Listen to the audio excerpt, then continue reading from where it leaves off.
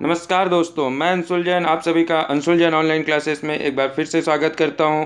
आज हम सभी SCAG 2018 का इंग्लिश का सॉल्यूशन देखेंगे, जिसमें इंग्लिश के क्वेश्चंस के बारे में अपन डिस्कस करेंगे। लेकिन उसके पहले आप सभी जो अभी हमारे चैनल से नए जुड़ रहे हैं, कृपया हमारे चैनल को सब्सक्राइब कर लीजिए और बेल आइकॉन पर क्लिक कर दीजिए, जिससे आने वाले वीडियोस के नोटिफिकेशन आप तक पहुंचते रहें।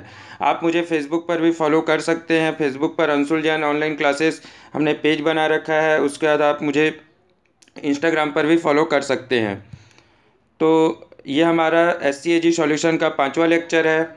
मैंने डिस्क्रिप्शन में बाकी के 4 लेक्चर्स के लिंक आपको प्रोवाइड कर दिए हैं, तो आप लिंक में जाके क्लिक करके हमारे वीडियोस भी देख सकते हैं। और अब प्लेलिस्ट चैनल के अंदर जाके प्लेलिस्ट बना हुआ है अंशुल जैन ऑनलाइन क्लासेस में, तो आप प्लेलिस्ट में भी जाके हमारे पूरे वीडियोस देख सकते हैं। तो चलिए हम आज का लेक्चर स्टार्ट करते हैं।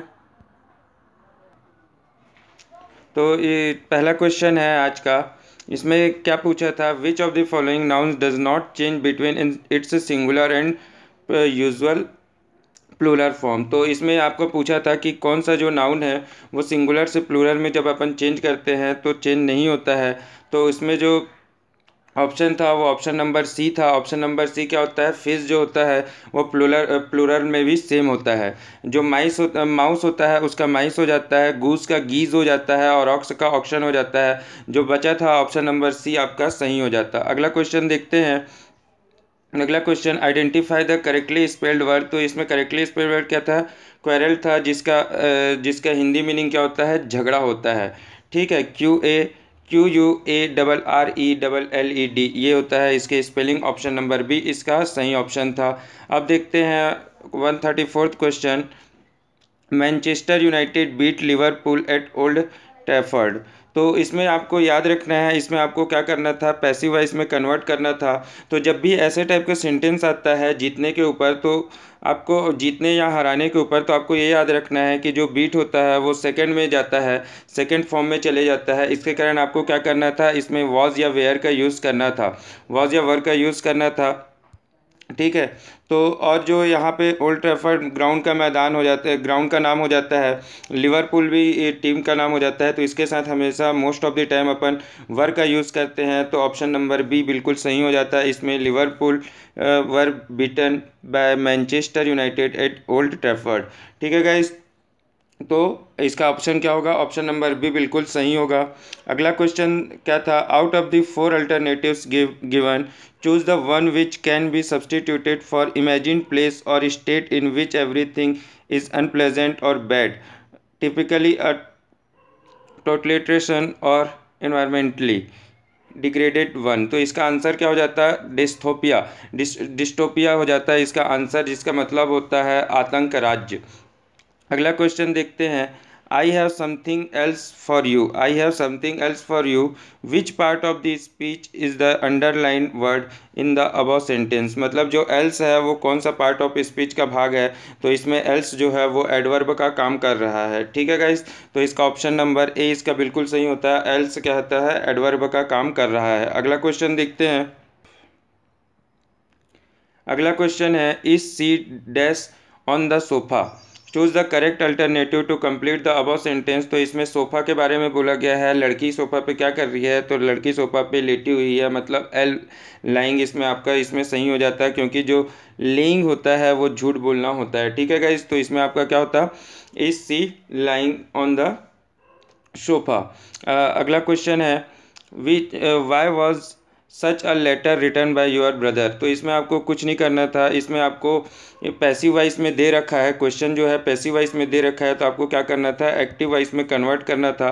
तो इसका जो सही एक्टिव वॉइस है वो ऑप्शन नंबर सी है, why did your brother return write such a letter. इसका क्या हो जाता है, जो एक्टिव वॉइस है, why did your brother write such a letter.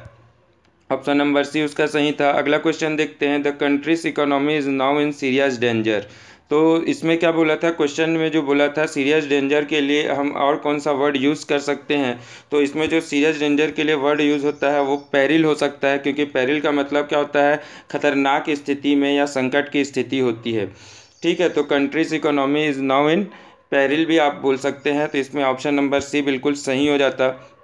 अगला क्वेश्चन था, noun that refer the to sexless objects are of. Sexless object को कौन सा नाउन रिफर करता है?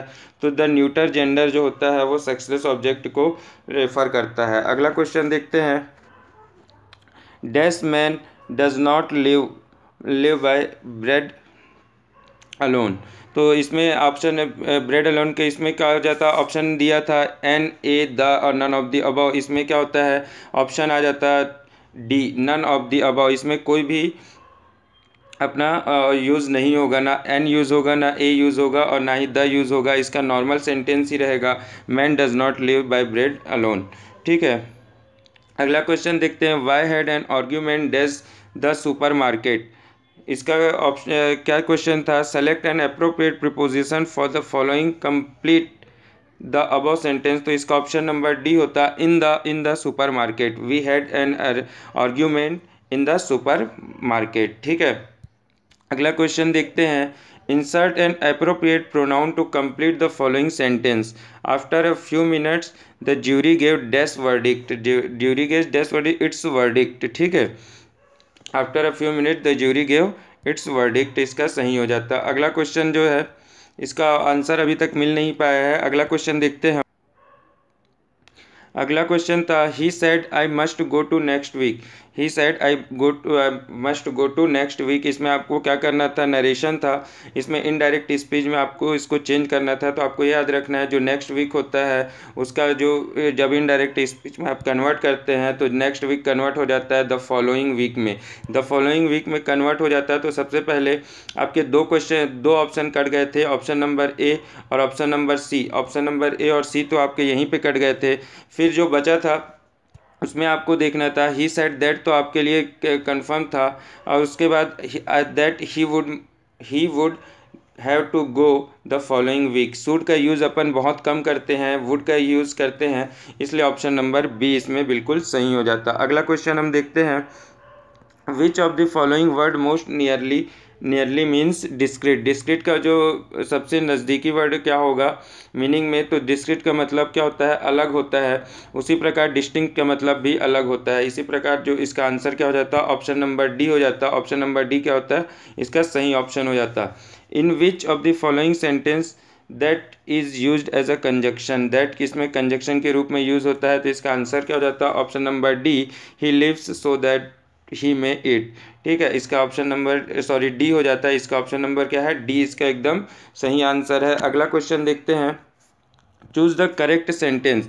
करेक्ट सेंटेंस इसमें कौन सा था? इसमें करेक्ट सेंटेंस था option number B, an agreement was reached between the parties. ये क्या है? इसका बिल्कुल सही ऑप्शन हो जाता है ऑप्शन नंबर बी।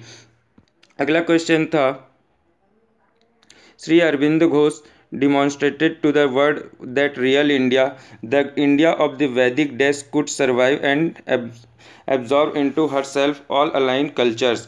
तो इसमें आपका ऑप्शन आना था ऑप्शन नंबर ए, सीड्स बिल्कुल सही था। सीड्स बिल्कुल सही था क्योंकि इसका मतलब क्या होता है? ऋषि, और सीड्स मतलब जो बी ऑप्शन है उसका मतलब सूखा होता है। थर्ड डी सी का मतलब क्या होता है? दास होता है। इसलिए इसका ऑप्शन नंबर क्या होता है? ऑप्शन नंबर ए बिल्कुल सही था। सीड्स इसका बिल्कुल सही हो जाता। अगला क्वेश्चन देखते हैं। Choose the word which is most nearly opposite in the meaning of the word profession. तो इसका ऑप्शन हो जाता है डिफिशियंसी। ऑप्शन नंबर ए इसका बिल्कुल सही हो जाता है अपोजिट मीनिंग में। तो अब ये आज का हमारा इंग्लिश का लेक्चर समाप्त होता है यहीं पे। जिसने भी हमारा चैनल सब्सक्राइब नहीं किया है कृपया हमारा चैनल सब्सक्राइब कर लीजिए और बेल आइकॉन पर क्लिक कर दीजिए जिससे आने वाले वीडियोस के नोटिफिकेशन आप तक पहुंचते रहें। और अगर हमारा वीडियो अच्छा लगता है तो कृपया हमारा वीडियो लाइक कीजिए और सब्सक्राइब कीजिए। Thank you guys.